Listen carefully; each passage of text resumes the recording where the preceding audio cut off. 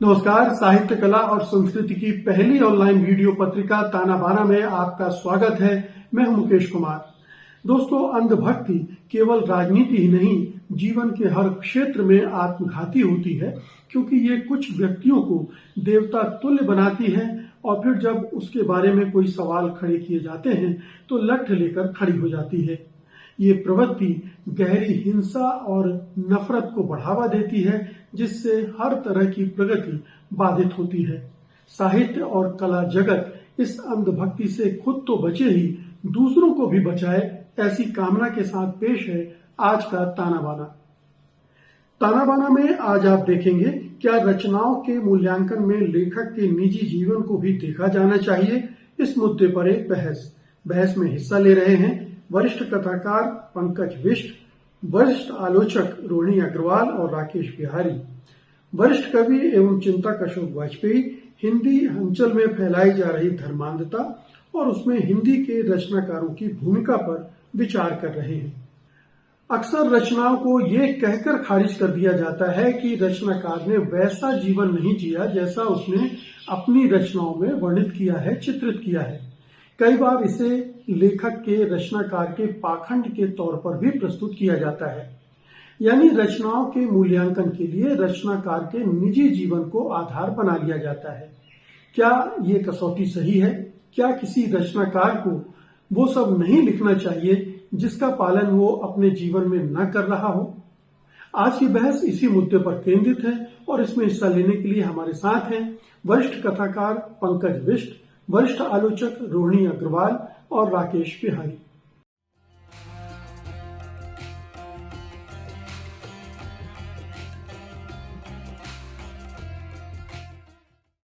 ताना बाना में आप सबका स्वागत है।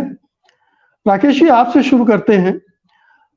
अक्सर ये देखा गया है कि किसी भी लेखक किसी रचना का मूल्यांकन करते हुए, उस पर चर्चा करते हुए बातचीत रचना से हटकर उस लेखक पर चली जाती है, रचनाकार पर चली जाती है, उसके निजी जीवन पर चली जाती है और फिर ये तय किया जाने लगता है कि वो निजी जीवन में ऐसा था तो उसकी रचना कैसी होगी, या वो तो पाखंड करता है, पाखंडी था, उसने अपने निजी जीवन में ये किया और रचनाओं में ये है।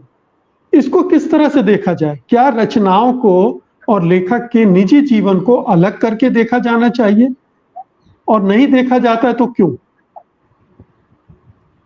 मुकेश जी, यह जो प्रश्न है कि रचना और रचनाकार को मिलाकर देखा जाए या दोनों को एक दूसरे से पूरी तरह स्वतंत्र कर दिया जाए, बहुत पुरानी बहस है। मैं व्यक्तिगत तौर पर ऐसी किसी स्थिति की कल्पना नहीं कर पाता जहां पर सामान्यतया कि रचना और रचनाकार पूरी तरह एक दूसरे से स्वतंत्र हो जाएं। यह सच है कि बतौर रचनाकार हम एक स्वप्न रचते हैं, और जब स्वप्न रच रहे हैं तो जाहिर है वो चीज़ें आज हमारे सामने नहीं हैं, तो उस स्वप्न और यथार्थ के बीच में एक दूरी हमेशा होगी। यानी रचना और रचनाकार के बीच एक दूरी होगी। लेकिन मेरे लिए यह महत्वपूर्ण है कि अपनी पूरी रचना यात्रा में एक रचनाकार, एक लेखक अपने उन अंतर विरोधों से किस तरह लड़ता है, उसके और उसके स्वप्न के बीच, यानी उसके निज और उसकी रचना के यथार्थ के बीच जो दूरी है, उस दूरी को पाटने का यत्न वह किस तरह अपनी पूरी रचना यात्रा में करता है, यह महत्वपूर्ण है। यदि इसके दर्शन किसी लेखक की रचना प्रक्रिया में, उसकी रचना यात्रा में, उसकी रचना धर्मिता में मुझे दिख रहे हैं तो फिर मुझे वह स्वीकार्य है। लेकिन कुछ ऐसे लोग भी होते हैं जो उन अंतर विरोधों को जस का तस ही स्वीकार करते रहना चाहते हैं, तो ऐसी स्थिति में मुझे लगता है कि कुछ दिक्कतें पैदा होती हैं। मैं अपनी बात को थोड़ा और स्पष्ट कर सकूं जी, मैं इसके लिए आपको एक प्रश्न देता हूं। बहुत सारे लेखकों के बारे में, जैसे टैगोर के बारे में ले लें, अभी हाल में प्रेमचंद के बारे में, नागार्जुन के बारे में तरह तरह के विवाद आए और फिर उसके बाद फिर उनकी रचनाओं को उनके साथ जोड़कर देखे जाने लगा। क्या ये तरीका ठीक है? क्या रचनाओं को अलग देखना चाहिए और रचनाकार के जीवन को अलग देखना चाहिए? देखिए, यदि विवाद के लिए विवाद है तो एक मामला अलग है, लेकिन जैसे ही एक खास तरह का आदर्श हम अपनी रचनाओं में रखें और हमारा जीवन उन आदर्शों के विपरीत है, तो इस तरह के प्रश्न उठेंगे। तब हम यह नहीं कह पाते कि आप पूरी तरह उन आदर्शों को एक तरफ रख दीजिए और आपके जीवन की हकीकतों को एक तरफ रख कर बात कीजिए। मैं एक छोटा सा उदाहरण आपके सामने रखूंगा। ये जवाब दो विक्रमादित्य नाम की एक किताब है, ये साक्षात्कारों की किताब है राजेंद्र यादव की। इसमें जो पहला साक्षात्कार है वो संयोग से कविता ने किया हुआ है और उसमें एक प्रश्न उसने किया है राजेंद्र जी से कि कहा जाता है कि आपके तथाकथित स्त्री विमर्श और व्यावहारिक जीवन के बीच विचारों की एक लंबी खाई है। इस खाई का कारण आपने इसे पाटने की कोई कोशिश की है? जिस अंतर्विरोध की चर्चा आप विचार लेखन के स्तर पर निर्मल और मटियानी में देखते करते हैं, कहीं उसके शिकार खुद भी तो नहीं? इस प्रश्न का जो छोटा सा जवाब राजेंद्र जी ने दिया है, मुझे लगता है कि मैं उस जवाब के साथ हूं और आपके प्रश्न के जवाब में मैं उसी जवाब को रखना चाहता हूं। यह सही है कि व्यक्ति का जीवन बहुत से सामाजिक दबावों और तनावों के बीच होता है, मगर सबसे पहले उसकी चेतना मानसिक और बौद्धिक स्तर पर घटित होती है। मनुष्य का सोच उसके शरीर के मुकाबले अधिक स्वतंत्र है। आज हम जहां हैं वैसा होने के सपने सदियों पहले कुछ लोगों ने देखे थे। चांद पर जाने का सपना कितनी सदियों में जाकर पूरा हुआ है। स्त्री विमर्श को लेकर जो कुछ मैं सोचता हूँ, व्यवहार में ठीक वही नहीं कर पाता हूँ, मगर व्यक्तित्व के इस अंतर्विरोध को लेकर मैं बहुत संतुष्ट नहीं हूँ और मैं उसे पाटने की कोशिश भी करता हूँ। निर्मल और शैलेश मटियानी जैसे लोग इस अंतर्विरोध को जैसे का तैसा कायम रखना चाहते हैं और इसे कहीं से भी गलत नहीं मानते, जबकि मैं इसे अपने व्यक्तित्व की कमी समझकर बार बार अपने विचारों को संशोधित परिवर्धित करने की मानसिक प्रक्रिया से गुजरता रहा हूँ। यह सिर्फ बाहरी स्त्री विमर्श नहीं, बल्कि अपने आप को पुनः संयोजित करने का प्रशिक्षण भी है। मेरा कहना है कि यह सिर्फ स्त्री विमर्श को लेकर नहीं, दरअसल हमारा पूरा लेखन एक बतौर लेखक कहीं ना कहीं अपने आप को पुनः संयोजित करने का प्रशिक्षण तो होता ही है ना। यदि इसके बीच इसके लक्षण हमारी रचना में दिखाई पड़ते हैं तो मैं उन रचनाओं को स्वीकार करना चाहता हूं, लेकिन यदि इससे बिल्कुल अलग होकर आप कहें कि मैं कुछ भी कहूं, मैंने जो लिखा है वह महत्वपूर्ण है, तो फिर जो समाज के दूसरे अंग हैं, यही क्या हम किसी राजनेता से ऐसी उम्मीद कर सकते? क्या एक कोई बलात्कारी कल को स्त्री विमर्श पर प्रवचन दे या उस पर किताबें लिखें, हम उसको स्वीकार कर पाएंगे? तो यह पूरी तरह से एक दूसरे को अलग करके देखने का मामला नहीं है। मुझे लगता है कहीं ना कहीं एक ऐसा बिंदु होता है जहाँ पे रचना और रचनाकार तो जुड़ते ही हैं। मुझे लगता है इस बात को बढ़ाया जा सकता है। जी पंकज जी, ये एक स्पष्टीकरण लेखक की तरफ से है, रचनाकार की तरफ से है, लेकिन समाज में एक पाठक जब देखता है, और पाठक दोनों तरफ देखता है, वो रचना भी देखता है और रचनाकार को भी देखता है, रचनाकार के जीवन को भी देखता है, उन दोनों को जोड़कर भी वो रचनाओं के बारे में अपनी राय बनाने की कोशिश करता है। तो क्या किसी स्तर पर ये जवाबदेही लेखक की, रचनाकार की भी बनती है कि वो जो लिख रहा है उसको जिए भी? देखिए, ये जो लेखक की जो उसका जो रचना है या रचनाकार का और उसका निजी जीवन है, उसके बीच में जो ये जो द्वंद्व है, ये जो टकराहट जो है, ये चिरंतन प्रश्न रहा है। लगभग कहते भाई आपने ये इसने लिखा ये है, लेकिन वो ये करता ये रहा है। असल में जिंदगी जो आप कल्पना करते हैं, जो आप चाहते हैं, जो आप बनाना चाहते हैं, वो की बात कमोबेश वो उसमें भी है। वो उसके लिए आप सपने देखते हैं, टाइम लगता है उसके, और वो आप उसको अपने लेखन में अभिव्यक्त करने की कोशिश करते हैं कि भाई ये दुनिया है या ये जो चीजें हैं हम ये देख रहे हैं। अब होता यह है कि जो लेखक सामान्यतः जो उनकी कल्पनाशीलता है या रचनात्मकता है, उसके बीच में एक अंतर लगातार रहेगा। ऐसा नहीं है कि जो भी लेखक है, जो वो कह रहा है, वो यथावत उसके व्यवहार में भी होगा। ये बड़ी मुश्किल और कठिन बात है, या संभव नहीं है। बड़े से बड़े दुनिया के लेखकों में बहुत सी अच्छी, मतलब जो एक से एक रचनाएं उन्होंने दी हैं। अगर आप उनके निजी जीवन से उसका मूल्यांकन करने लगेंगे तो मेरे ख्याल से टॉल्स्टॉय को भी, और मेरे ख्याल रोमांटिक लेखक तो बहुत सारे ऐसे हैं उसमें, या हमारे यहाँ के भी बहुत सारे लेखक हैं, वो इसी उसमें आएंगे, इसी दायरे में आएंगे और फिर वो उनको कंडम किया जाएगा।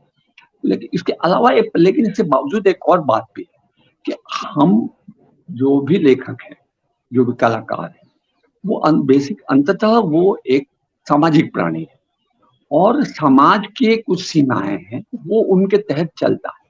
आप उनको बदलना भी चाहते हैं तो भी वो लगातार उस तरह से नहीं बदल रहे, या वो बहुत होगा तो इसमें उसमें होता क्या है कि या तो वो बहुत ज्यादा बड़ा क्रांतिकारी या कहना चाहिए कि वो अनार्किक नजर आएगा, या फिर वो उन्हीं से टकराता रह जाएगा कि वो लगातार उसको ये देखना है कि समाज उसके बारे में क्या कह रहा है, उसकी रचनात्मकता में क्या है, क्या नहीं होना चाहिए। तो ये मेरे ख्याल से जो द्वैध है वो लगातार बना रहेगा लेखकों को लेकर, रचनाकारों को लेकर। मैं किसी तरह से किसी रचनाकार की जो स्वच्छंदता की सीमा को ना तो मानता हूँ और ना उसको निर्धारित करने की कोशिश करता हूँ, पर उसके साथ ही साथ जो उसका सामाजिक दायित्व है वो उसको लगातार देखना चाहिए, देखना होगा, तभी वो उसका जो जो जो उसका जो योगदान है मेरे ख्याल से वो बेहतर हो सकेगा, क्योंकि उसको बार बार उदाहरण भी बनाया जाता है। जी, तो रोहिणी जी, अगर हम रचनाकार को रचना लिखने की, उसे रचने की छूट देते हैं, स्वतंत्रता देते हैं, वो तमाम हदों को, तमाम सीमाओं को लांघ कर नई चीज रच सकता है, तो जीवन में भी ये प्रयोग हो सकते हैं और कुछ प्रयोग गलत भी हो सकते हैं। तो फिर रचनाकार को रचनाओं से बांधना कहाँ तक ठीक? अनम्यूट कर लीजिए रोहिणी जी। देखिए, एक पाठक के तौर पर पाठक को ये लगता है कि उसके लिए रचनाकार से ज्यादा महत्वपूर्ण है रचना। उसी के साथ वो एक संवाद बनाता है, और पाठक चूंकि साहित्य जगत के भीतर एक घुसपैठिए की हैसियत से वो नहीं जाता, वो सुदूर छोटे छोटे कस्बों में रहता है। मैं एक पाठक के तौर पर सिर्फ रचना से संबंध बनाती रही हूँ, लेकिन आलोचक की हैसियत से जैसे जैसे साहित्य की दुनिया से एक प्रगाढ़ परिचय होता गया, लेखक की निजी जिंदगी के दायरे भी जो अंधेरे में छुपे रहते हैं प्राय पाठकों की नजर से, वो उजागर होते रहे हैं। तब एक आलोचक के तौर पर चूंकि दायित्व भी बढ़ जाते हैं मूल्यांकन के, तो चूंकि रचना अपने आप में सर्वाधिक महत्वपूर्ण है, और रचना के भीतर निबद्ध मानवीय मूल्य, मनुष्य की गरिमा की रक्षा के प्रति लेखक की प्रतिबद्धता, और लेखक का जो चरित्र चित्रण है पात्रों के रूप में, वो किस तरह के मनुष्य को, नायकों को गढ़ रहा है, ये सब पाठक और आलोचक इनके कंसर्न के एक बहुत बड़े विषय होते हैं। तो ऐसी अवस्था में अनायास अंधेरे में छुपा हुआ लेखक का निजी जीवन वो उजागर होने लगता है, क्योंकि रचना से रचनाकार तक पहुंचने की प्रक्रिया में जब रचनाकार के मनोविज्ञान को, उसकी दृष्टि को, उसके लक्ष्य को, उसकी संवेदना को, उसकी स्वप्नशीलता को और उसकी कल्पनाशीलता को जानने का प्रयास करते हैं, तो उसकी निजी जिंदगी के ब्यौरे बहुत महत्वपूर्ण हो जाते हैं। अभी दो मेरे फेवरेट लेखकों की बात हुई, टॉल्स्टॉय की भी और टैगोर की भी।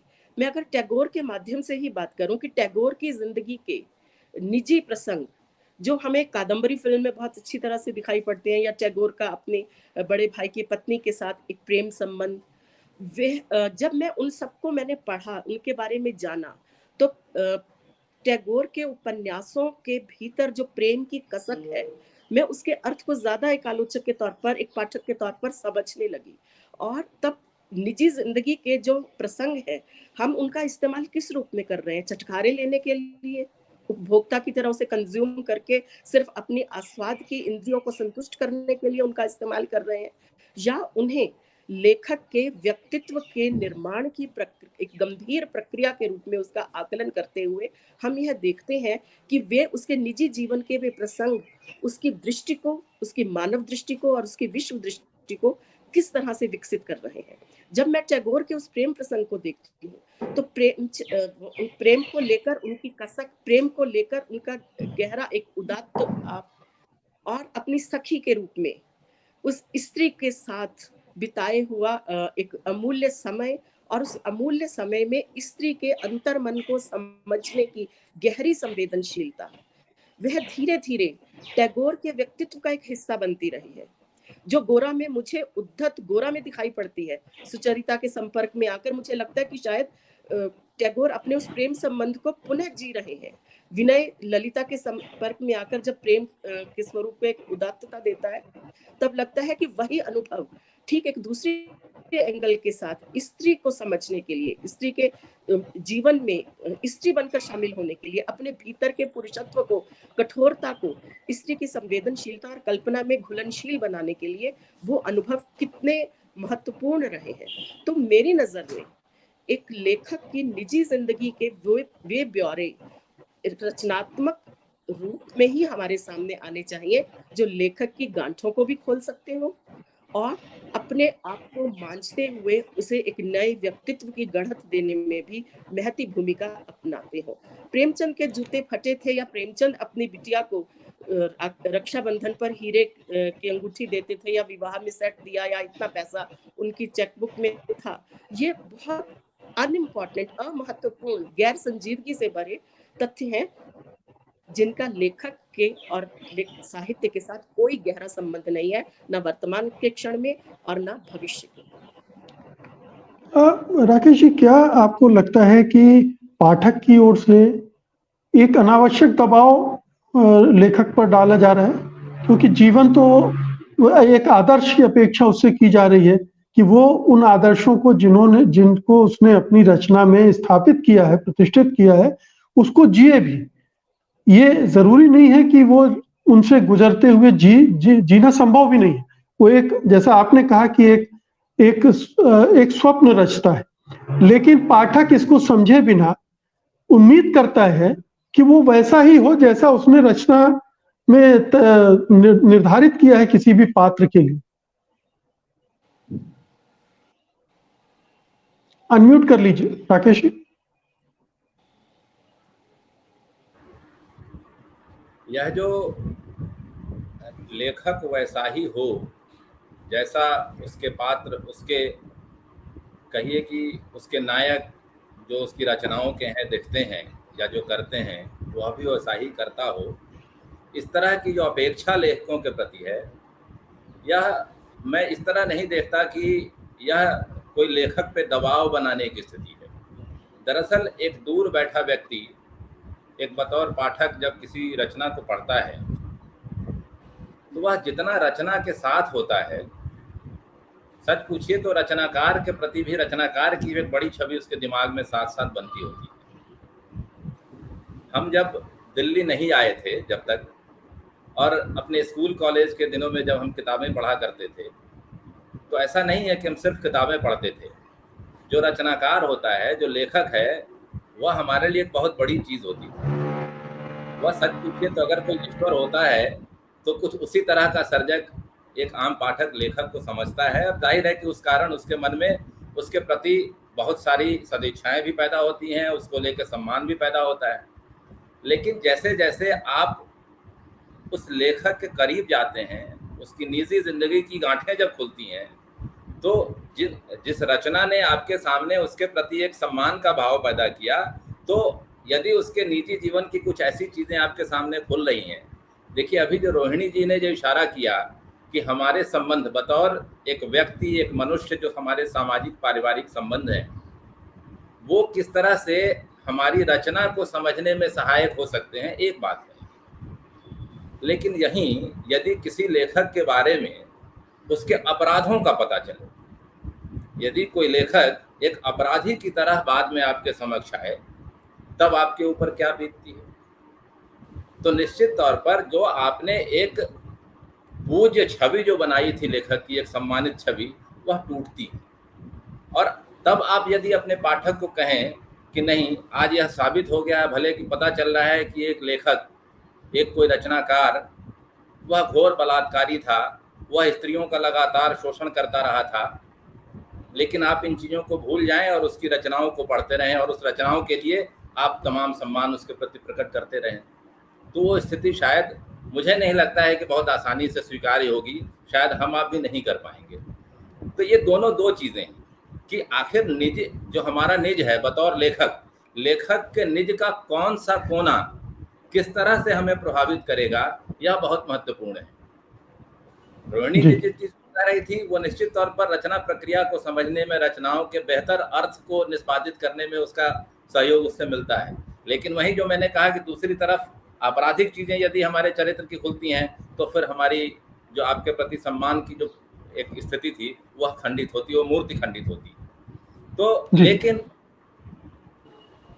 हाँ, वही एक तो किन्हीं आपराधिक मामलों के कारण मूर्ति के विखंडन का मामला, और जो एक दूरी है उस स्वप्न और यथार्थ के बीच के, वो दोनों दो चीजें हैं।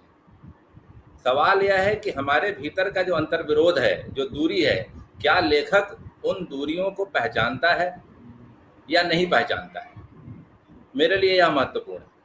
यदि एक लेखक उन दूरियों को पहचानता है और उन दूरियों से लगातार लड़ने की जद्दोजहद में जीता है अपनी रचनाओं के साथ, तो शायद ये चीज़ें बहुत मायने नहीं रखती कि उसका निज क्या है और उसकी रचना क्या है। लेकिन आप एक खास तरह का आदर्श अपनी रचनाओं में रखें और आपका जीवन लगातार उस आदर्श के पूरी तरह म्यूट हो गए हैं आप। हाँ, तो मैं वही कह रहा था कि जब जो आदर्श हम परोस रहे हैं अपनी रचनाओं में और लगातार उन आदर्शों के विपरीत हम आचरण करते हों, तब शायद एक स्थिति, निश्चित तौर पर ऐसी स्थिति पैदा होगी जहां पर एक कॉन्फ्लिक्ट भी होगा आपको अपने लेखक के साथ, और तब आप उन रचनाओं के उस महत्व को नहीं स्वीकार पाएंगे। जी पंडित जी, यही प्रश्न ये उठता है कि जैसे अभी इन्होंने जिक्र किया कि अगर किसी व्यक्ति के बारे में, किसी रचनाकार के बारे में, लेखक के बारे में आपको पता चलता है कि जो लिखा है दरअसल वो जिया नहीं गया है, और इसके बाद फिर रचना का पाठ भी बदलने लगता है, वो फिर दोबारा नए सिरे से दूसरे तरीके से रचनाओं को देखने लगता है। मैं अज्ञेय का जिक्र कर सकता हूँ यहाँ। उनके विभिन्न संबंधों को लेकर जब जानकारी मिलती है और वो आप अपने रचना कर्म में, अपने उपन्यासों में जिस तरह से उनको प्रस्तुत करते हैं, जब उसमें एक विरोधाभास दिखने लगता है तो फिर जो पाठक है वो दूसरी दृष्टि से रचनाओं को भी देखने लगता है। ये जो निजी जीवन के आधार पर रचनाओं का पाठ का बदलना, इसे कैसे देखें? देखिए, जो बात अपने राकेश जी कह रहे थे और आपने भी जोड़ी है, वो मूलतः उसका मेरे ख्याल से उसके दो पक्ष। एक पक्ष तो है लेखक का निजी जीवन और दूसरा है उसका सामाजिक जीवन, यानी कि उसके वो सामाजिक कार्य जो सीधे सीधे जिनसे समाज प्रभावित होता है। ये जो प्रेम का मामला है या एक से अधिक प्रेमों का मामला है, ये इतना महत्वपूर्ण नहीं है।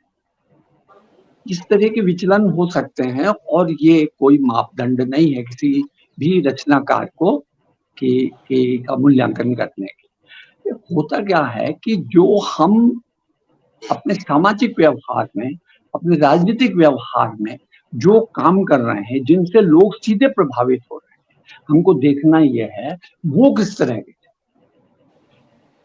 अगर अज्ञेय जी के बारे में बात करी, उनके उपन्यासों में क्या हुआ, उनके निजी जीवन में क्या हुआ, कितनी औरतों से उनके संबंध थे या कौन उनके साथ रही, उसमें वो बहुत नहीं इसके दूसरा प्रसंग भी ले सकते हैं अज्ञेय जी का, जो क्रांतिकारी जी जो पक्ष था और फिर किस तरह से उन्होंने समझौता किया, वो जब आता है तो एक जो क्रांतिकारी की छवि गढ़ी गई है वो खंडित होती है और फिर उनके साहित्य के बारे में राय उस तरह से बदलने भी लगती। जी नहीं, राय नहीं बदलती है। राय देखिए, साहित्य का मूल्यांकन साहित्यिक मूल्यों से ही होगा और जो व्यवहार का मामला है वो सामाजिक मूल्यों से होगा। कोई जो लेखक जो है कोई अति मानवीय प्राणी तो नहीं है ना, अल्टीमेटली वो समाज में रहता है और जो समाज में जो करता है उस या जो समाज में होता है उससे वो प्रभावित होता है, प्रभावित होता है।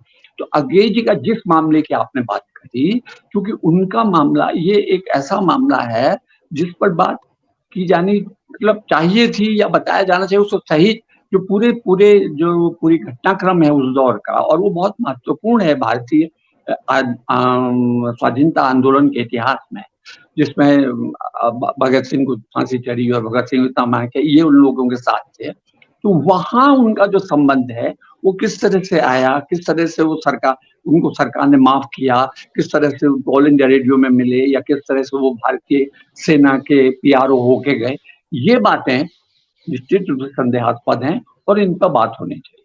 ये जो है इस तरह के कर्म जो है ये अक्सर ये ही देखिए, इसी तरह से जो एक अंग्रेजी कवि है जिसको इज़रा पाउंड बोलते हैं, उसका कवि बहुत इतना बड़ा है, फॉर्म में इतना बड़ा है, लेकिन जो घपला ये है कि वो फासिस्टों के साथ हुआ और उनका स्पोक्समैन रहा, उनके लिए वो करता रहा, तो उसका मूल्यांकन करते समय वो बातें अक्सर ये भी हुआ है, अक्सर ये भी हुआ है कि आपके जो सामाजिक आपका व्यवहार है और आपका जो चिंतन है वो भी आपके लेखन को हर हालत में प्रभावित करता है। उस स्थिति में अगर लेखन का मूल्यांकन करना है तो इन्हीं बातों को देखना चाहिए कि अंततः उसने जो लिखा है उसका समाज के लिए क्या रिलेवेंस है। अगर उसका कोई रिलेवेंस नहीं है, या जो क्या कहा जाए रिट्रोग्रेसिव है, पूरे समाज के पीछे की ओर ले जाने वाला है, झटाने वाला है, तो निश्चित रूप से वो लेखक गलत होगा। तो ये मैं व्यक्तिगत रूप से लेखकों का जिनका भी मूल्यांकन जिस पे भी बात करी, उनसे इसी संदर्भ में या इन्हीं सीमाओं के अंदर बात होनी चाहिए, वरना ये तो मेरे ख्याल से निजी मामले तो ऐसे हैं कि उनमें हर आदमी के अंदर कुछ ना कुछ बुराई होगी और उनमें कमी होगी। कई लोग अपने को धीरे धीरे बदलते जाते हैं। इधर नागार्जुन को लेकर बहुत ज्यादा वो हुआ है, निश्चित जो गलत है वो गलत है, उसको आप किसी हालत में जस्टिफाई नहीं कर सकते, उसके लिए उसकी आलोचना होनी ही चाहिए। जी माफ कीजिए रोहित जी, एक लेखक की ईमानदारी का प्रश्न भी उठता है कि आप अपने साहित्य में, अपने रचना कर्म में क्रांतिकारी हैं, और जब आप दूसरी तरफ सत्ता और सेठों के सामने पुरस्कारों के लिए क्यू में लग जाते हैं, सभा सेमिनारों पर समझौता करने लगते हैं, तो ये एक पक्ष भी अब दर्शकों के सामने, पाठकों के सामने आने लगा है। ये लोग देख रहे हैं कि आप लिखने में है क्या है और करने में क्या है, कथनी और करनी का।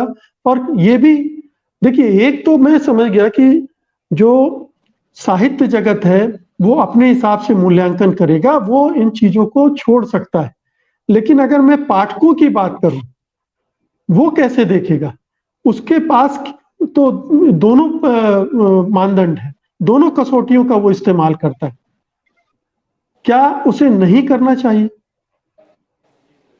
देखिए मुकेश जी, मुझे ऐसे लगता है कि लेखक के निजी जीवन के बारे में बेशक हमारे पास कितनी ही जानकारियां क्यों ना हो, और वो उसके व्यक्तित्व के विचलन और अंतर विरोधों को बेशक वो कितनी ही तीव्रता से क्यों ना रेखांकित कर रही हो, लेकिन पाठक और आलोचक उसका मूल्यांकन उसकी रचना की साहित्यिक गुणवत्ता की वजह से ही करता है, और ऐसा करते रहना भी चाहिए।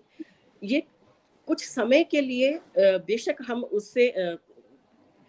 उससे हम विचलित होते हैं और हमारी फौरी प्रतिक्रियाएं बहुत आवेशपूर्ण हो सकती हैं। जैसे नागार्जुन के जो कुछ प्रसंग सामने आए थे, तब हम लोगों में एकदम वितृष्णा जागी थी। और ठीक, लेकिन मैं यहाँ दो रचनाओं के बारे में बात करके कहना चाहूंगी कि एक ब्रजनारायण सिंह का एक उपन्यास था, हालांकि वो बहुत चर्चित नहीं हुआ, निसंगता एक उपन्यास था, शायद बहुत लोग जानते भी नहीं। वह डॉक्टर नगेंद्र की छवि को ध्वस्त करता है उपन्यास, उनके दाम्पत्य जीवन के बारे में और दाम्पत्येतर प्रेम संबंधों के बारे में, जो दिल्ली यूनिवर्सिटी की कुछ महत्वपूर्ण स्त्रियों के साथ उनके प्रेम संबंधों के बारे में था। वह उपन्यास आज हम सबकी स्मृति में नहीं है। ठीक इसी तरह से कांता भारती का एक उपन्यास था, जिसमें उन्होंने धर्मवीर भारती के संबंधों को लेकर पर्सन धर्मवीर भारती की छवि को पूरी तरह से ध्वस्त किया है। रेत की मछली उपन्यास था। ये दोनों उपन्यास बहुत चटकारेदार उपन्यास रहे हैं, सनसनी फैलाने वाले उपन्यास रहे हैं, लेकिन इनकी औपन्यासिक महत्ता तो आज कुछ भी नहीं है। इन्हें याद ही नहीं किया जाता। कांता भारती के उपन्यास की चर्चा तब होती है जब धर्मवीर भारती की इमेज को टार्निश करने की मन में एक कुत्सा जागती है। लेकिन धर्मवीर भारती की कनुप्रिया को पढ़ते हुए हमें रेत की मछली में डिपिक्ट धर्मवीर भारती याद नहीं आते। वे कनुप्रिया को एक तार्किक, विचारशील, आलोचकीय प्रतिभा से संपन्न एक मानवीय इकाई के रूप में, एक विचारवान प्राणी के रूप में उकेरते हैं।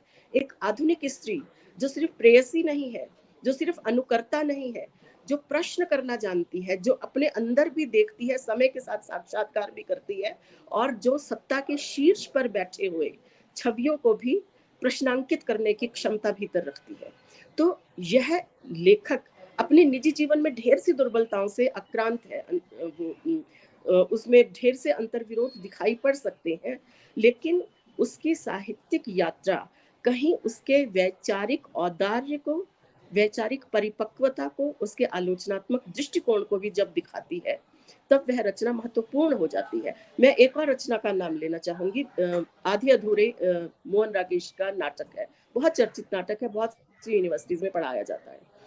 जब तक हम आधे अधूरे को सिर्फ एक स्वायत्त रचना के रूप में जानते हैं, वो एक बहुत कालजयी रचना के रूप में हम अध्ययन कर सकते हैं, और उसमें कुछ बहुत से विचलनों और अंतर्विरोधों को भी रेखांकित कर सकते हैं। लेकिन यदि हम उनकी पत्नी अनीता राकेश के आत्मसंस्मरणात्मक पुस्तक चंद सत्रें और पढ़ें, तो पता चलेगा कि मोहन राकेश ने वो पूरा का पूरा जो आइडिया है, वो तो अनीता राकेश की माँ चंद्रा औलख के परिवार से उठाया है। उसमें हम एक एक कैरेक्टर को आइडेंटिफाई कर सकते हैं कि मोहन राकेश तो आधे अधूरे के मनोज है, और चंद्रा वो सावित्री है, और उसके पति महेंद्र नाथ है। तब वो सारा का सारा क्या उस नाटक का औदार, क्या नाटक का सौंदर्य और नाटक की अपील बिखर जानी चाहिए, लेकिन मेरी दृष्टि में तो वो नहीं बिखरी। मुझे क्योंकि हम ये भी तो कहते हैं ना कि लेखक उठाएगा तो जिंदगी से ही सब चीजें, वो जिंदगी सामाजिक यथार्थ भी हो सकता है, वो जिंदगी उसका निजी जीवन का यथार्थ भी हो सकता है, लेकिन उसमें वो कौन से मूल्य भरता है, कौन सी वैचारिकता भरता है, कौन से सवाल भरता है, जो उसके समय के साथ संवाद करते हुए वह उन समस्याओं को बुनने का एक बोध भी, एक वैचारिक उद्वेलन भी अपने पाठकों को देते हैं। तब लगता है कि ये हाँ, लेकिन उस रचना को पढ़ने के बाद यह जरूर पता चलता है कि मोहन राकेश का मिसोजिनिस्टिक एटीट्यूड समझ में आता है। मोहन राकेश अपनी निजी जिंदगी में उनके विवाह और संबंध विच्छेद और पुनः विवाह और पजेस करना, और वह पितृसत्ता को कितना ज्यादा उन्होंने इंटरनलाइज किया है, और किस तरह से वो स्त्री द्वेषी दृष्टिकोण है, वह समझ में आता है। तो मुझे लगता है कि रचना अपने आप में, अपने छिद्रों में, अपनी दरारों में, अपनी रिक्तियों में, शब्दों और वाक्यों के बीच में जो ढेर सारे स्पेस होता है, जो अनकहा स्पेस है, लेकिन वो बहुत ज्यादा बोलता है। अगर पाठक और आलोचक में गहरी संवेदना होगी, एक गहरा साहित्यिक बोध होगा, तो उन रिक्तियों के बीच में जो फट पड़ने को चुप्पियां बुनी हुई हैं, उन्हें जानकर वह समझ सकता है कि लेखक की अपनी अंतर यात्रा, अपनी जीवन यात्रा क्या रही है। तब उसके तमाम अंतर्विरोध और उसके वैचारिक स्खलन उसे समझ में आते हैं। जैसे इस नाटक को पढ़ने के बाद मुझे समझ में आया कि किस तरह से मोहन राकेश का मिसोजिनिस्टिक एटीट्यूड स्त्रियों के प्रति रहा है। ठीक इसी तरह से डॉक्टर नगेंद्र के उस उपन्यास के माध्यम से डॉक्टर नगेंद्र को अगर हम जाने, तो क्या छायावाद को लेकर उनके आलोचना कर्म को हम प्रश्नांकित करते हुए साहित्यिक के हाशिए पर धकेल सकते हैं या साहित्यिक परिदृश्य से बाहर कर सकते हैं? प्रश्न तो हमारे सामने यह होना चाहिए ना कि ठीक है, हमें वो सब चीजें समझ में आ रही है कि निजी जीवन में और साहित्यिक रचना में बहुत गहरी फांक है, और उस फांक की वजह से हमें लेखक पर भी तृष्णा हो रही है, लेकिन हमारे सामने विश्लेषण के लिए, मूल्यांकन के लिए तो वह रचना है। तो क्या हम उस लेखक के निजी जिंदगी की वजह से उसके साहित्यिक मूल्य को अपदस्थ करते हुए उसे अदृश्य कर दें? यह एक बड़ी चुनौती है। इसलिए मुझे लगता है कि साहित्यिक रचना को, क्योंकि वह पब्लिक डोमेन में आया है लेखक अपनी रचना के साथ, तो हमें उसकी रचना का मूल्यांकन करना चाहिए। निजी जिंदगी के ब्यौरे कुछ देर के लिए हमें सनसनी फैला सकते हैं, लेकिन उसका महत्व सिर्फ उसके विचार यात्रा और उसके परिपक्वता को समझने के लिए होनी चाहिए। बिल्कुल। लेकिन राकेश जी, आज हम जिस युग में रह रहे हैं उसमें निजी जीवन बहुत सार्वजनिक हो गया है। धर्मवीर भारती, अज्ञे, प्रेमचंद, मोहन राकेश, इनके ये सारे किस्से हमें बहुत बाद में सुनने को मिल रहे हैं। अगर हम आज हम देखते हैं कि एक कवि ब्राह्मणवाद के खिलाफ कविता लिखता है और फिर पता चलता है कि त्रिपुंड लगा के कहीं दिख रहा है, कलावा पहने हुए है, तो ये तुरंत का तुरंत आमने सामने आ जाता है।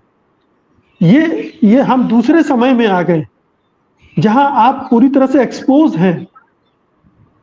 ऐसे समय में फिर तो लेखक से ज्यादा डिमांड की जाएगी।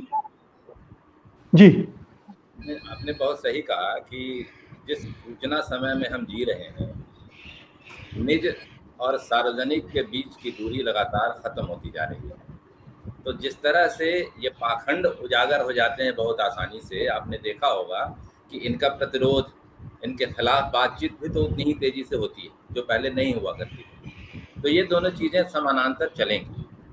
यहाँ जो बात अभी पंकज जी ने कही वो बहुत महत्वपूर्ण बात एक उन्होंने कही कि लेखक या रचनाकार का जो निजी जीवन है और उसका जो सार्वजनिक जीवन है, यानी उसके जीवन की वो घटनाएं जो सिर्फ उसे प्रभावित करती हैं या उसके किए हुए वो काम जो समाज को बड़े स्तर पर प्रभावित करते हैं, इन दोनों के बीच का फर्क करना बहुत ज़रूरी है।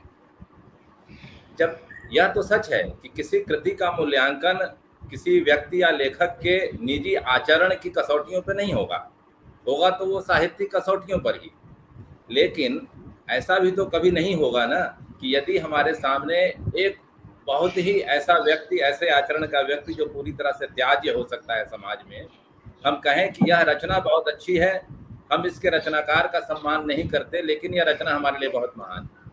होता यह है कि जैसे ही आप एक रचना को सम्मान देते हैं तो उसके पीछे कहीं ना कहीं उस रचनाकार का भी सम्मान आप कर रहे होते हैं। तो जब ऐसी स्थिति आएगी कि जिस सार्वजनिक जीवन के या फिर सार्वजनिक जो आचरण है, जो आचरण समाज को बड़े स्तर पे बहुत बुरी तरीके से या प्रतिकूल तरीके से प्रभावित करता है, वैसी स्थिति जब आएगी तो भले हम यह ना कहें उस कारण से कि यह रचना खराब है, लेकिन जो दूसरी स्थितियां होंगी, हो सकता है कोई समाज का हिस्सा या बड़े स्तर पर समाज उस रचना के बहिष्कार की बात करे, तो उस तरह की प्रतिक्रियाएं भी आपके सामने आएंगी। निश्चित तौर पर उस आधार पर यह नहीं कह रहे हैं कि कृति अब खराब हो गई, लेकिन वो वैसे व्यक्ति की, वैसे रचनाकार की जो पूरी तरह से एक असामाजिक प्राणी है अपने कारण, अपने आचरणों के कारण, उसका होना ही समाज के लिए हानिकर है, तो उसको उसकी रचनाओं के माध्यम से हम क्यों याद करेंगे? फिर मुझे लगता है कि वो स्थिति भी आएगी, उससे भी आप पूरी तरह से अलग नहीं हो पाएंगे। पंकज जी, क्या इसको इस तरह से भी देखा जा सकता है कि हिंदी में हम अपने लेखकों को, कवियों को अपना एक रोल मॉडल की तरह भी देखते थे एक लंबे समय तक। अब दूसरे रोल मॉडल भी आ गए हैं, लेकिन एक जमाना था जब फिल्म और साहित्य, यही से हमें रोल मॉडल मिलते थे और हम अपने रोल मॉडल को एक आदर्श रूप में ही देखना चाहते हैं कि आप जो लिख रहे हैं वो आपके जीवन में भी घटित हो। क्या ये प्रश्न वहां से पैदा हो रहा है? एक सीमा तक वहीं से पैदा हो रहा है, क्योंकि हम जिस व्यक्ति का भी सम्मान करते हैं या जिसको हम देखते हैं कि इससे हम कुछ सीख सकते हैं या हम देखते हैं कि बाकी लोग उसका सम्मान कर रहे हैं, तो हम भी उसका सम्मान करते हैं। और फिर जब हमको लगता है कि ये हमारी अपेक्षाओं के अनुकूल नहीं है, तो तब हमको उससे भ्रम भंग होता है। देखिए, ये जो बातें असल में हो रही है, इसमें मैं कुछ बातें और जोड़ना चाहता हूँ। एक तो ये है कि ये जो लेखकों को लेकर जो रचनाओं का रोहिणी जी ने उल्लेख किया है, इनमें एक बड़ी मजेदार बात यह है कि उनमें से अधिकांश जिसमें से 2 उनकी पत्नियों ने, पूर्व पत्नियों ने या प्रेमिकाओं ने लिखी हुई है, जिसमें उनका निजी मामले, व्यक्तिगत अनुभव और उनके व्यक्तिगत तौर तरीके, मतलब उस व्यवहार को निर्मल जी, मतलब जो भी लेखक के बारे में उसके बारे में हुए और वो उसमें सामने आती। पर इसलिए ये एक तो ये निहायत बायस्ड होती है। अगर मैं अपने पत्नी के खिलाफ लिख रहा हूँ, जब मान के कि मुझे इसको यही सिद्ध करना है, तो ऑब्वियसली मैं सब कुछ, सारे हथकंडे अपनाऊंगा या जो कुछ मुझको कहना है कहूंगा। तो ये बात राकेश के साथ भी हुआ और धर्मेंद्र भारती के साथ भी हुआ। वो दोनों बातों में वो लिखेगी, पर उन रचनाओं को कोई याद नहीं करता। तात्कालिक रूप से जैसा कि रोहिणी जी ने कहा, वो सनसनी फैलाती नहीं, और उनकी सीमाएं अंतर्निहित थी इस अर्थ में कि वो बहुत ही सीमित उद्देश्य के तहत लिखी गई, ना कि उनका बृहत्तर था कि हम ये सामाजिक रूप से कोई आप उदाहरण तो सिद्ध करना चाहते हैं, या जिन लोगों ने लिखा था वो लेखक थे उस तरह के जो स्वयं उन लेखकों के समानांतरों के जो जिनके बारे में लिखा गया, वो जिस तरह का उनको कोई उसको याद नहीं करता। अब झंझट ये है कि हम जिस दौर में रह रहे हैं, मीडिया इतना प्रबल है, वो हर एक चीज को देखता है, चीजें बाहर आ रही हैं, लगातार आ रही हैं, और उससे बहुत सारी चीजें लेखकों के बारे में भी अवगत होती हैं। जैसे आपने कहा कि भाई इस दौर में और भी हीरो बन गए, खिलाड़ी हैं, फिल्म वाले हैं, नाटक वाले, और तो ये सबको भी क्या कहा जाए, उस तरह से चीजों को देखने के चक्कर में लेखकों को भी कमोबेश उसी तरह से देखने का वो हो चुका है। लेकिन जबकि लेखकों के मामले में शायद वो मापदंड जो है वो फिट नहीं बैठते, क्योंकि उनके फिल्मों के साथ बढ़ता है, और इन लोगों का जो व्यवहार है ज्यादा बेहतर दायरे में असर करता है, और लेखकों के जो भी व्यवहार है वो बहुत ही सीमित दायरे को प्रभावित करते रहे। बहुत, मैं वो नहीं कह रहा हूँ कि मान लीजिए पूरी पूरी जिंदगी सामने आए और वो वास्तव में बहुत ही रचनात्मक तरीके से आए, चाहे वो टैगोर की हो, चाहे प्रेमचंद की हो, राकेश की हो, या गे जी की हो, तो वो शायद ज्यादा प्रभाव समाज में प्रभाव डालेंगे, ज्यादा सीखने को हमको उससे मिलेगा, ना कि हमने किसी लेखक से या किसी उससे बदला लेने के लिए लिखा गया। ये जो जो जो दृष्टि है वो महत्वपूर्ण है लेखक का, रचनात्मकता। अब किस्सा हमारा ये हुआ कि क्या हम लेखकों का मूल्यांकन उनके निजी जीवनों के, उनके व्यवहार से करें। जैसे कि मैंने शुरू में भी कहा था, जो काम हमारे सामाजिक तौर पर प्रभावित करते हैं उनका निश्चित रूप से मूल्यांकन सामाजिक मूल्यों के तहत ही होना चाहिए, और जो रचनात्मकता है उसका मूल्यांकन उन्हीं कलात्मक मानदंडों से होना चाहिए, विधाओं के अंतर्गत होना चाहिए जिसके जो लिखी गई। अगर ऐसा नहीं होगा तो फिर ये जो क्या कहा जाए, जो विवाद है, या तो समझिए और ना समझिए, वो चलती रहेगी।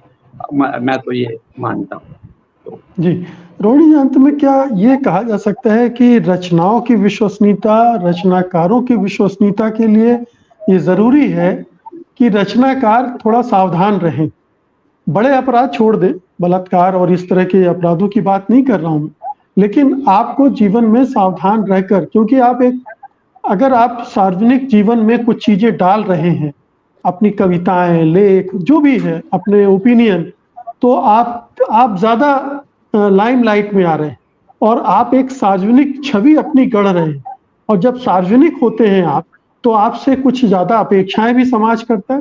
सिर्फ पाठक की बात नहीं है, हर तरह के फील्ड में इस तरह की डिमांड होती है। तो क्या लेखक समाज को भी थोड़ा चौकन्ना रहना पड़ेगा, ज्यादा सावधान रहना पड़ेगा सार्वजनिक तौर पर व्यवहार करते हुए, निजी जीवन में भी? मैं ये नहीं कह रहा हूं कि वो अपने को बांध ले, जो पुराने रीति रिवाज हैं, पुरानी मान्यताएं हैं, वो आजाद है, वो प्रयोग करेगा, प्रेम में भी प्रयोग होंगे, दूसरे क्षेत्रों में भी प्रयोग होंगे, लेकिन ये सावधानी बरतनी जरूरी है। बिल्कुल। अब आज का जो लेखक समाज है वह इंटरनेट के ज्वालामुखी पर बैठा हुआ है, जो नीचे नीचे धधकता रहता है सोशल मीडिया, और वो किसी भी क्षण उसके परखच्चे उड़ा सकता है। और इसमें जो विरोधी गुट है, उसका एक पूरी नेटवर्किंग और उसके निहित स्वार्थ, वह भी उसकी छवि को ध्वस्त करने के लिए बहुत सारी सूचनाएं, सामग्रियां, जानकारियां भी जुटाते रहते हैं। लेकिन इस समय हमारा समय भी तो इतना परिवर्तित हो गया है कि अब लेखक के लिए सीधा साधा, जैसे बेचारा लेखक की छवि खत्म हो गई है, और वो बहुत ही सादा जीवन, उच्च विचार वाले भाव भी आज की नई जनरेशन को बहुत आकर्षित नहीं करते हैं। आज आप देखिए, लेखक, जिसमें लेखिकाएं भी शामिल हैं, सभी जेंडर के बिना, पूरा जो लेखक समुदाय है वह अपने आप को एक ग्लैमरस छवि के रूप में वह प्रस्तुत करना चाह रहा है। सेलिब्रिटी उसके जो खुलापन है, प्रेम प्रसंग भी है, प्रेम प्रसंग वो निंदा का या आलोचना का विषय नहीं समझे जा रहे हैं। प्रेम प्रसंग जिंदगी में बदस्तूर शामिल हो गए। मैं नई जनरेशन की बात कर रही हूँ। और समय में अब देखिए इतना परिवर्तन आया है कि एक समय था हमारे समय में, जब हम लोग युवा थे, हमारे समय में थर्ड जेंडर की बात बिल्कुल नहीं की जाती थी। लेकिन आज थर्ड जेंडर को लेकर एक चेतना आई है और थर्ड जेंडर और समलैंगिक संबंधों को लेकर कहानियां ही नहीं छप रही हैं, बल्कि अपनी सेक्सुअलिटी के बारे में लोग बात वो खुलेआम वेस्ट की तरह यहाँ भी प्रचलन करने का एक समय शुरू हो गया है। तो ये समय के साथ साथ थोड़े थोड़े परिवर्तन हम सबकी मानसिकता में आते हैं, जो पहले दबी छुपी बातें होती थी। जैसे प्रेमचंद को लेकर शिवरानी देवी ने, वो उनकी पत्नी रही और उन्होंने बहुत अच्छे ढंग से ही प्रेमचंद घर में संस्मरणात्मक पुस्तक लिखी है। लेकिन उसमें उन्होंने ये भी कहा कि मुझे पता था कि प्रेमचंद का एक अन्य स्त्री के साथ संबंध है, और उन्होंने उस संबंध को न प्रेमचंद के आगे उजागर किया, न प्रेमचंद ने कभी उनके आगे उजागर किया। सिर्फ मृत्युशैया पर पड़े हुए प्रेमचंद ने यह बताया कि उनके एक स्त्री के साथ संबंध रहे हैं, और पूरा जीवन उन्होंने शिवरानी देवी के साथ और स्त्री के साथ उन संबंधों का निर्वहन किया। आज का समय ऐसा समय हो गया है कि ब्रेकअप और नए संबंध और साथ में दाम्पत्येतर संबंध ये साथ साथ चलते रहते हैं, और इसमें किसी की भ्रुकुटी नहीं तनती। इसमें किसी को नैतिक वर्ग, ठीक है, थोड़ी बहुत गेंगा हो जाती है, वो भी हमारी पुरानी पीढ़ी करती है, लेकिन नई पीढ़ी के लिए ये मूल्य सहज स्वीकार्य हो गए हैं। तो समय के साथ साथ चलते हुए लेखक की जिंदगी में परिवर्तन आएंगे, और फिर भी मुझे ये लगता है कि वो परिवर्तन कहीं उसके लेखन में, उसके लेखन की प्रक्रिया में उसे एक आधार बिंदु देते हैं मनुष्य के अर्थ को समझने के लिए, मानवीय मूल्यों को अपने ढंग से परिभाषित करने के लिए, पुनर्रचित करने के लिए। तो मैं वहीं पर अटकी हुई हूँ अभी भी कि लेखक की जिंदगी, निजी जिंदगी उसका एक पेंट्री है, लेखक की पेंट्री है। और हम किसी होटल में जाते हैं, रेस्टोरेंट में जाते हैं, हम वहाँ की पेंट्री में नहीं झांकते हैं। हमें कोई चीज़ अच्छी लगी, हम शेफ से उसकी रचना प्रक्रिया यानी जो वो जान लेते हैं। तो लेखक का जो लेखन प्रक्रिया है और जो प्रोडक्ट, फिनिश्ड प्रोडक्ट के रूप में सामने आ रहा है, वर्कशॉप से लेकर फिनिश्ड प्रोडक्ट तक की यात्रा, वह हमारे लिए महत्वपूर्ण होनी चाहिए। लेखक को चौकन्ना रहना होगा, क्योंकि मैंने बताया कि वो धधकते लावे में बैठा है और उसका विस्फोट हो सकता है। लेकिन आज जो लोग एक्सपोज हो रहे हैं, चाहे पुरस्कारों के संदर्भ में, पुरस्कार पाने के संदर्भ में, पुरस्कार देने के संदर्भ में, या एक सुविधानुसार एक पाला बदल कर किसी दूसरे सत्ता के साथ गठबंधन बना लेने में, तो वो एक्सपोजर कहीं उनकी वैचारिकता में भी दृष्टिगत होता है। अब देखिए कि वो हरास के चिन्ह, या उसको वो अपनी तरफ से हो सकता है विकास यात्रा का है कि मैंने तो पहले से ही ऐसा कहा था। अब हम सब जानते हैं कि किसका एक संदर्भ लिया जा सकता है। तो वो उनके तरफ से वो विकास की एक आरोहण यात्रा होगी, लेकिन हमें उसमें विघटन के चिन्ह दिखाई पड़ते हैं। तो लेखक अब कितना ही चौकन्ना रहे, सजग रहे, सचेत रहे, अब लेखन करते हुए वह अपने भीतर के छल छद्म को नहीं छुपा सकता। वो उसकी रचना में बेनकाब हो ही जाता है, और वही बिंदु होता है रचना के भीतर जो निबद्ध अंतः साक्ष्य होता है। वह अंतः साक्ष्य लेखक की निजी जिंदगी को उद्घाटित कर देता है। पाठक और आलोचक के तौर पर हमारे भीतर इतनी तलस्पर्शी दृष्टि होनी चाहिए कि रचना के भीतर जो अंतर्ध्वनियां छुपी हुई हैं, रचना के एक पाठ के भीतर ढेर से पाठ होते हैं, मुख्य ध्वनि के भीतर ढेर सी अंतर्ध्वनियां होती हैं। हम उन अंतर्ध्वनियों के माध्यम से उसकी निजी जिंदगी के शून्य को पकड़ सकें, उसकी निजी जिंदगी के विचलनों को पकड़ सकें, ना कि निजी जिंदगी के आलोक में हम उसकी रचना का मूल्यांकन करें। लेखक बिल्कुल नैतिक रूप से और वैचारिक रूप से सचेत तो रहना ही होगा, क्योंकि वह रोल मॉडल चाहे अनचाहे हर पीढ़ी का बन जाता है। जी, ये लेखक से, रचनाकारों से अपेक्षा है, हमारी अपेक्षा पाठकों से भी होना चाहिए, समाज से भी होना चाहिए कि समाज हमेशा साहित्य से पीछे रहता है। साहित्य हमें कल के बारे में बता रहा होता है, कल रच रहा होता है, और कोई जरूरी नहीं कि हर लेखक कल को जीकर साहित्य की रचना कर रहा हो। तो लेखक हमेशा 2 कदम पीछे ही रहेगा, गलतियां भी करेगा, मानव है तो, और उसे क्षमा भी किया जाना चाहिए, लेकिन लेखक की जो जिम्मेदारियां हैं उसको भी निभाना आना चाहिए, ये ज़रूरी है। बहुत बहुत शुक्रिया आज की इस दिलचस्प बहस में हिस्सा लेने के लिए। धन्यवाद, नमस्कार। हिंदी अंचल में सांप्रदायिकता अपने नए नए रूपों के साथ प्रकट हो रही है। जाहिर है कि नए रूप उसके पहले के मुकाबले ज्यादा हिंसा और नफरत से सने हुए हैं। इस सांप्रदायिकता ने हिंदी भाषा को हिंसक बना दिया है, उसका स्वरूप विकृत कर दिया है। वरिष्ठ कवि एवं चिंतक अशोक वाजपेयी का कहना है कि हिंदी अंचल में हिंदी भाषा और हिंदी साहित्य के साथ हो रहे इस खतरनाक खिलवाड़ के खिलाफ हिंदी के रचनाकारों को एकजुट होना चाहिए, इसका प्रतिरोध करना चाहिए। देखते हैं उनका स्तंभ, दूसरी आवाज।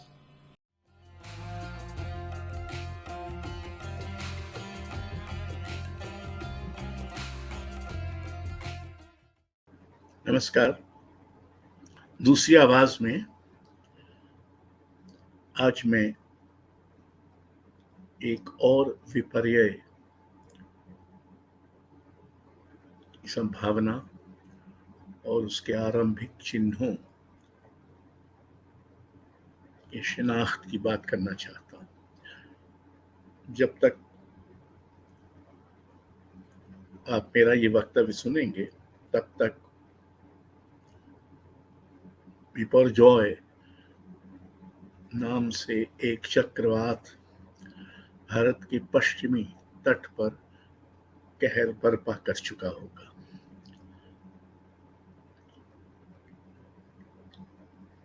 थोड़ी देर बाद, इस रिकॉर्डिंग की थोड़ी देर बाद, वो कच्छ में तट प्रवेश करने वाला है।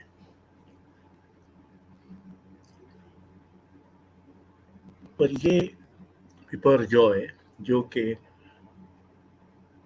विपर्य शब्द का बांग्ला उच्चारण है, प्राकृतिक कारणों से है। लेकिन जिस विपर्य की बात मैं आपसे करने जा रहा हूं वो हिंदी अंचल में मनुष्य निर्मित विपर्य होने जा रहा है। उसके कुछ आरंभिक चिन्ह मिलना शुरू हो गए। उत्तराखंड में मुसलमानों को देवभूमि के नाम पर, देवभूमि की पवित्रता की रक्षा करने के नाम पर अपनी दुकानों को छोड़कर अपने शहरों और कस्बों से बेदखल होने को कहा जा रहा है और इसके लिए एक महापंचायत होने जा रही है। आज उसे होना था। हमने हाई कोर्ट में उसे रोकने की एक याचिका दायर की है। अभी पता नहीं है कि उसका क्या हुआ। अभी ये भी पता नहीं है कि वो महापंचायत हुई कि नहीं। हालांकि जिला प्रशासन ने उसके होने की अनुमति देने से इनकार किया है। दूसरी तरफ मुसलमानों ने भी एक महापंचायत करने की घोषणा कर रखी है। मध्य प्रदेश में एक गंगा जमुना स्कूल की इमारत को गैर कानूनी करार कर उसे बुलडोज किया जाने वाला है या किया जा चुका होगा। तो ये जो आरंभिक चिन्ह हैं वो ये बता रहे हैं कि हिंदी अंचल में जो सत्तारूढ़ शक्तियां हैं उन्होंने खुलकर लव जिहाद, मदरसा, मुसलमानों को अपनी दुकानें छोड़ने, घरों से बाहर चले जाने इत्यादि का जो उपक्रम शुरू किया है वो इस अंचल में 2024 के चुनावों को ध्यान में रखकर किया जा रहा है। ऐसा कोई मूढ़मति नहीं होना चाहिए हिंदी अंचल में जो इस बात को न समझता हो। ये धर्मांधता, सांप्रदायिकता, जातिवाद की एक खूंखार राजनीति का विस्तार करने की कोशिश है, जिसमें झूठ, नफरत, हिंसा, अफवाह, लांछन आदि का सहारा लेने की जुगत की जाएगी और खुले तौर पर सामाजिक समरसता को भंग करने का खेल खेला जाएगा। दक्षिण में इन शक्तियों को चूंकि आश्रय नहीं मिला है, अब इनका सारा ध्यान और आधार हिंदी अंचल है सत्ता में बने रहने का। और ये हिंदी अंचल के लिए और हिंदी भाषा के लिए एक भयानक संकट की बात है। यूं भी पिछले लगभग एक दशक में सार्वजनिक और इलेक्ट्रॉनिक टीवी के माध्यमों पर हिंदी को झगड़े, झूठ, नफरत, हिंसा, हत्या आदि की भाषा बनाया जा चुका है। और अब एक बार फिर हिंदी अंचल में ये धर्मांधता और सांप्रदायिकता को उकसाने और फिर ध्रुवीकरण को तेज करने की कोशिश शुरू हो गई। और ये तवक्को है या ये एक तरह की अपेक्षा है इन शक्तियों की कि इसके माध्यम से वे फिर सत्तारूढ़ हो सकेंगी। मुझे एक हिंदी लेखक के नाते ये बात गहरे अपमान की लगती है कि मेरी भाषा, मेरी मातृभाषा, उसकी परंपरा, उसके साहित्य का जो उदात्त स्वरूप है, उसका उत्तराधिकार हिंदी अंचल में इस कदर कमजोर और क्षीण और शिथिल पड़ गया है कि वहां खुलकर ये खून खराबे वाली शक्तियां खेल रही हैं और हिंदी अंचल उनके समर्थन में आगे आ रहा है। उन्हें हिंदी अंचल पर ही भरोसा है कि उनकी घृणा की राजनीति को वो समर्थन देगा। मुझे ये लगता है कि ये समय आ गया है कि हिंदी लेखक, कलाकार, संस्कृतिकर्मी, बुद्धिजीवी, विचारक आदि एकजुट होकर हिंदी की अपनी उज्जवल परंपरा की रक्षा में और सभी धर्मों को जो समान जगह और अधिकार और अवसर हमारे लोकतांत्रिक संविधान में दिए गए हैं, उनकी रक्षा के लिए वो आगे आए और ये न होने दें। अगर हम मुखर और सक्रिय होकर प्रतिरोध करते हैं और धर्मांधता का, सांप्रदायिकता का, घृणा का, झूठ का प्रतिकार करते हैं, तो नतीजा चाहे जो हो, कम से कम ये तो कहा जा सकेगा कि ऐसे संकट के समय में जब हिंदी ही नहीं भारतीय सभ्यता पर संकट था, तब हिंदी के लेखक, बुद्धिजीवी वर्ग, कलाकार, सृजनधर्मी, विचारशील लोग इन प्रवृत्तियों का विरोध कर रहे थे। हमारा विरोध नैतिक, अहिंसक, मानवीय और किसी भी तरह के राग द्वेष से रहित होना चाहिए। हमें अपनी आवाज उठानी चाहिए, लेकिन ये आवाज अंततः और प्रथमतः मनुष्यता की स्वतंत्रता, समता और न्याय की रक्षा में उठाई गई आवाज ही होना चाहिए। ताना बाना में आज बस इतना ही। ताना बाना का आज का अंक आपको कैसा लगा हमें जरूर बताइएगा। हमें आपकी प्रतिक्रियाओं का इंतजार रहता है। आप अपनी प्रतिक्रियाएं हमें tanabana@sathindi.com पर भेज सकते हैं। और अब मुझे अनुमति दीजिए, अगले रविवार को रात 9 बजे मैं फिर हाजिर होऊंगा ताना बाना का एक नया अंक लेकर। तब तक के लिए नमस्कार।